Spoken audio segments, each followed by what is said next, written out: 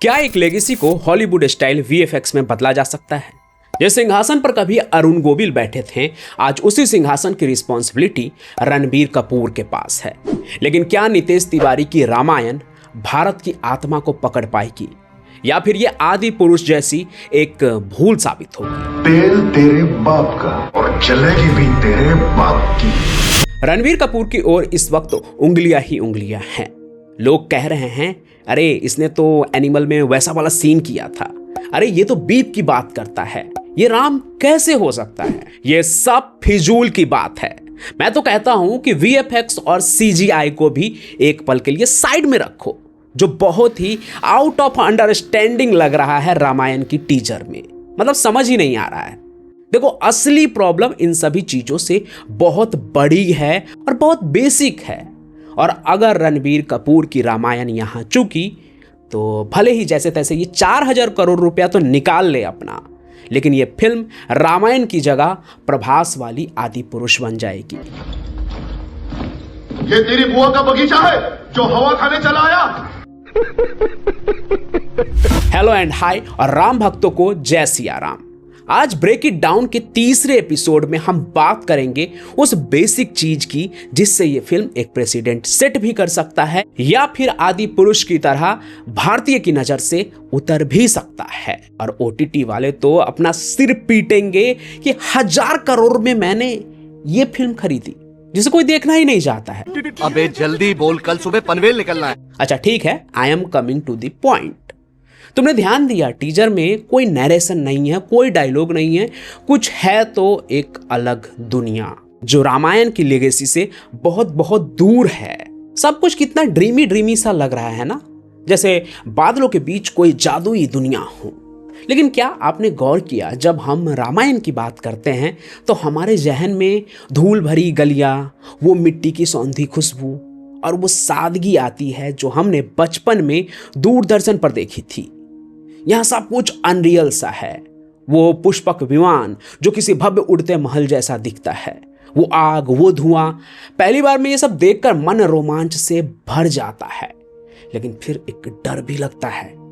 डर इस बात का कि कहीं ये आदि पुरुष जैसा रायता ना बन जाए, क्योंकि हमने देखा है जब आप आस्था को सिर्फ गेम जैसे वीएफएक्स से रिप्लेस करने की कोशिश करते हैं तो दिल का कनेक्शन कहीं टूट सा जाता है। देखो, सिनेमा कोई भी हो, हॉलीवुड या बॉलीवुड, 80s 90s या आज की, अगर सिनेमा शरीर है तो एनिमेशन, वीएफएक्स, सीजीआई, साउंड उसके बॉडी पार्ट्स, लेकिन उसकी सोल होती है उसकी कहानी। और अगर आप ऐसा सोचते हैं कि रामायण की कहानी में नया क्या होगा, वीएफएक्स सीजीआई से ही हाइप क्रिएट होगा, इसी का जमाना है, यही ट्रेंड कर रहा है, तो pardon me but you are wrong dear. और आदि पुरुष तो आप देख ही चुके हैं। फिल्म शुरू भी वीएफएक्स से हुआ, अंत भी हुआ, लेकिन एक लेजेंड कहानी को नहीं दिखा पाए मेकर्स। इसलिए मैं कहता हूं कहानी इंपॉर्टेंट है भाई, और एक अच्छे डायरेक्टर के फिल्म का एक सीन भी अपने आप में एक कहानी कैरी करता है। At this moment let it be आदि पुरुष। इतना तो आप समझ ही गए होंगे कि अगर इस रामायण में मेकर्स चूके तो सीधे सीधे आदि पुरुष के लाइन में शामिल हो जाएंगे। पर यहां अच्छी बात यह है कि नितेश तिवारी और नमित मल्होत्रा की इस टीजर में कुछ तो अलग है। उस सीन को याद कीजिए जहां दशरथ के रूप में अरुण गोविल राम बने रणबीर को अपना मुकुट यानी कि क्राउन पहना रहे हैं। ऊपर ऊपर से देखोगे तो एक भव्य राज्याभिषेक के जैसा दृश्य लगता है, लेकिन अगर आप सिनेमाई विजन की डिटेलिंग को समझेंगे तो ये एक लेगेसी ट्रांसफर है। अरुण गोविल जो दशकों से हमारे अंदर एक राम की छवि लिए बैठे हैं, वो अब खुद अपने हाथों से अपनी विरासत रणबीर को सौंप रहे हैं। ये एक मेटा मूवमेंट है, जैसे पुरानी रामायण ये कह रही हो कि अब तुम्हारी बारी है। रणबीर के चेहरे पर वो हम्बल भाव, आंखों में वो जिम्मेदारी का बोझ, यही वो पल है जहां ड्यूटी ओवर डिजायर का बीज बोया जाता है डायरेक्टर के जरिए आपके मन में, हमारे मन में। राम चाहते तो राज कर सकते थे, लेकिन उन्हें पता था कि ताज सिर्फ सिर पर नहीं होता, वो पीढ़ियों की आस्था पर होता है। लेकिन ये सीन देखकर जितना अच्छा लग रहा है ना, रहमान सर की म्यूजिक जितनी अच्छी लग रही है, उतना ही टीजर में एक भी डायलॉग ना होना अंदर ही अंदर खटक रहा है। यार रामायण की कहानी कौन नहीं जानता है, वो खुद अपने आप में एक कल्ट है, कल्ट। इसमें हर मोड़ पर एक हुक है जो आपको आगे की कहानी जानने के लिए क्यूरियस रखता है। सोचिए ना, इधर राजा अभिषेक का ऐलान, उधर वनवास का फरमान, इधर सुर्फनखा से तकरार, उधर रावण का अहंकार, इधर हनुमान से मिलन और उधर लंका में युद्ध। कहानी ऐसी है कि आप एक पल के लिए भी अपने सीट से हिल नहीं पाएंगे। और अगर आप कहानी लिखने या फिल्म बनाने की सोच रहे हैं, आपके अंदर ऐसी इच्छा है, तो आपको एक चीज समझना होगा, कहानी कितनी भी मार्वेलस क्यों ना हो, अगर उसका स्क्रीन प्ले सही नहीं हुआ तो सब खत्म। अब स्क्रीन प्ले क्या होता है? देखो, किसी भी फिल्म, टीवी शो या वीडियो का ब्लूप्रिंट, या यूं कहें तो रिटन डॉक्यूमेंट होता है, जिसे देखकर पूरी फिल्म बनाई जाती है। अगर इसे और भी इजीली समझना चाहते हो तो बोलो स्क्रीन प्ले। देखो, इसके नाम में ही इसका मतलब छुपा हुआ है, स्क्रीन प्ले, यानी स्क्रीन पर क्या दिखाई देगा, स्क्रीन पर क्या प्ले होगा, क्या सुनाई देगा, सब कुछ इसमें लिखा होता है, इंक्लूडिंग एक्शन एंड डायलॉग। इसी के बेसिस पर बनता है स्टोरी बोर्ड, जिसके बारे में मैंने तुम्बाड़ वाले वीडियो में बताया था कि क्या होता है स्टोरी बोर्ड। तो अब यहां समझो, अगर स्क्रीन प्ले गड़बड़ हुआ, उसकी प्लॉटिंग गलत हुई, तो स्टोरी बोर्ड भी वैसा ही बनेगा और डायरेक्टर भी वैसे ही शूट करेंगे। अब रामायण का बजट इतना बड़ा है, 4000 करोड़, कि वो दुनिया के सबसे बेहतरीन स्क्रीन प्ले राइटर को भी हायर कर सकते हैं। लेकिन रामायण के मेन स्क्रीन प्ले राइटर कौन है? श्रीधर राघवन। इनके पास वॉर 2, पठान और टाइगर 3 जैसे फिल्म लिखने का एक्सपीरियंस है। बाकी तो आप खुद ही समझदार हैं। लेकिन क्या पता यही प्रोजेक्ट इनका मास्टरपीस बन जाए। पर एक धकधकी सी तो लगी रहती है ना कि हो पाएगा या नहीं। हालांकि ऐसा कहा जा रहा है कि अकेले श्रीधर ही नहीं हैं, इस टीम में और भी कई लोग हैं, और तो और एक्सपर्ट से भी राय ली जा रही है स्क्रिप्टिंग के लिए, जो कि धर्मगुरु है, वेद पुराण के जानकार हैं, उन लोगों से भी सलाह मशवरा किया जा रहा है। सुनने में तो ये भी आया, कहीं कहीं मैंने देखा, पढ़ने में ऐसा आता है कि कुमार विश्वास भी इसके किसी किसी डायलॉग में अपना योगदान दे रहे हैं। लेकिन मेन जो स्क्रीन प्ले राइटर है वो यही हैं। इसके अलावा ये भी कहा जा रहा है कि खुद डायरेक्टर नितेश तिवारी भी 10 साल से इस स्क्रिप्ट की रिसर्च कर रहे हैं। पर ऐसा थोड़ी होता है कि 10 साल सिर्फ इसी प्रोजेक्ट में रिसर्च कर रहे होंगे, और भी कुछ कर ही रहे होंगे। Maybe I am wrong, और यहाँ गलत होकर मुझे खुशी भी होगी, क्योंकि अगर मेरा एजम्पशन गलत निकला तो थिएटर में एक शानदार फिल्म पहुंचेगी, जिसे एक्सपीरियंस करने का मजा ही कुछ और होगा।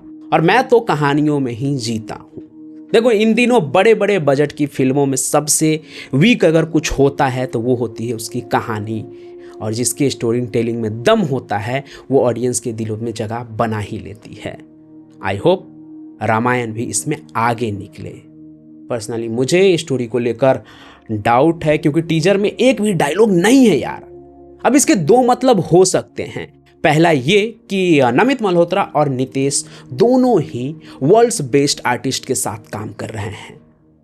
म्यूजिक रहमान सर की, बीजीएम हैंस जिमर की, विजुअल विजन उस कंपनी के साथ जो 8 ऑस्कर जीत चुकी है, और पूरे टीजर में रणवीर दिख रहे हैं।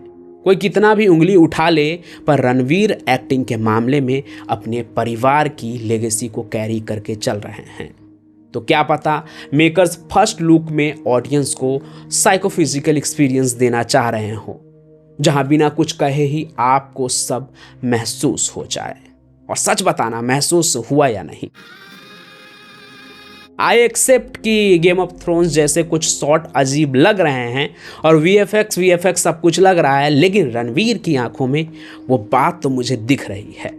बाकी टीजर में डायलॉग ना होने का दूसरा कारण ये भी हो सकता है कि मेकर्स या तो अभी इतने कॉन्फिडेंट नहीं है कि डायलॉग्स भी दिखा दे, या फिर रामनवमी के शुभ अवसर को देखते हुए उन्होंने जल्दी जल्दी में टीजर रिलीज कर दिया कि एक भौकाल, एक माहौल बन जाए कि हम तैयार हैं। खैर, अभी भी वक्त है, अगर कुछ चीज़ें बिगड़ी है, फीडबैक आ रही है तो उसे सुधारा जा सकता है। अब यहाँ एक चीज़ यार सुनो, तुमने टीजर में वो लास्ट पार्ट देखा जहाँ पे पोस्टर दिखती है? ये फिल्म 2 पार्ट में आ रही है, एक 2026 के दिवाली में और दूसरा जो पार्ट होगा वो 2027 के दिवाली में। अब मुझे समझ में नहीं आ रहा कि रामायण जैसी कहानी को 2 पार्ट में दिखाने का क्या मतलब है। देखो, इससे पहले कि तुम ये सोचने लगो कि अरे रामायण की कहानी बहुत लंबी होती है, इसे 1 पार्ट में दिखाना पॉसिबल नहीं है, तो ये कहने से पहले तुम इसे समझो एक बार। वाल्मीकि जी ने जो रामायण लिखी है वो कहानी सबको पता है, बचपन से सुनते आ रहे हैं लोग। फिर सेकेंड पार्ट के लिए मेकर्स ऐसा क्या सस्पेंस छोड़ेंगे? एक बार सोच के देखो, बाहुबली के बाद लोग बाहुबली 2 क्यों देखने गए? इसलिए देखने गए क्योंकि सबको जानना था कि आखिर कटप्पा ने बाहुबली को क्यों मारा। धुरंधर के बाद रिवेंज देखने लोग इसलिए गए ताकि पता चल सके कि आखिर हमजा का क्या हुआ आगे लयारी में, और जस्सी कौन है। खुद रणवीर की फिल्म अभी आई थी एनिमल, और उसका सेकंड पार्ट भी आने वाला है, और उसमें एंड में एक क्लिफ हैंगर दिया गया है कि रणवीर का हम शक्ल उसके घर में घुस गया है। एक लोगों के अंदर क्यूरियोसिटी जग गई कि अब क्या होगा इसके आगे, और उसकी कहानी उनको पता नहीं है। पर रामायण में ऐसा क्या होगा रामायण में जिसके लिए लोग दूसरा पार्ट भी देखने जाएंगे? यही मेकर्स की सबसे बड़ी चैलेंज होगी। अगर ये 2 पार्ट में सिर्फ ये दिखाएंगे कि पहले में सीता का हरण हुआ और दूसरे में युद्ध, तो भाई साहब मुझे नहीं लगता कि ये वर्क करेगा। अगर लोग आपके पहले पार्ट से थोड़े से भी नाखुश हुए ना, तो सेकेंड पार्ट तो धरा का धरा रह जाएगा, क्योंकि कहानी सब जानते हैं। लेकिन अगर डायरेक्टर लोगों को सेकेंड पार्ट के लिए अट्रैक्ट कर लेती है, तो भैया रियली रामायण का लेगेसी ट्रांसफर हो जाएगा अरुण गोविल से रणवीर के पास। वेल, जो भी हो वो अब ट्रेलर के आने पर थोड़ा सा क्लियर होगा और पूरे तरीके से साफ होगा जब फिल्म थिएटर में आ जाएगी दिवाली में। अब अंत में यहां आपसे एक सवाल। अस्सलाम वालेकुम लियारी। नहीं, टीजर में रणवीर का एक थॉर वाला सीन आता है, याद है? उसमें प्रभु राम के साथ राजा दशरथ भी थे। यानी ये युद्ध रावण के साथ तो नहीं है, मतलब ये कुछ नया होने वाला है। मुझे नहीं पता कि ये क्या हो सकता है या क्या है, क्या रामायण के बीच की कोई कहानी है। अगर आपको पता है तो वो आप कमेंट में लिखिए कि इस सीन का मतलब क्या हो सकता है। आज के ब्रेक इट डाउन के सफर में बस इतना ही। I am your story teller Pancham Prakash, signing out for today. Love you and bye. जय सिया राम।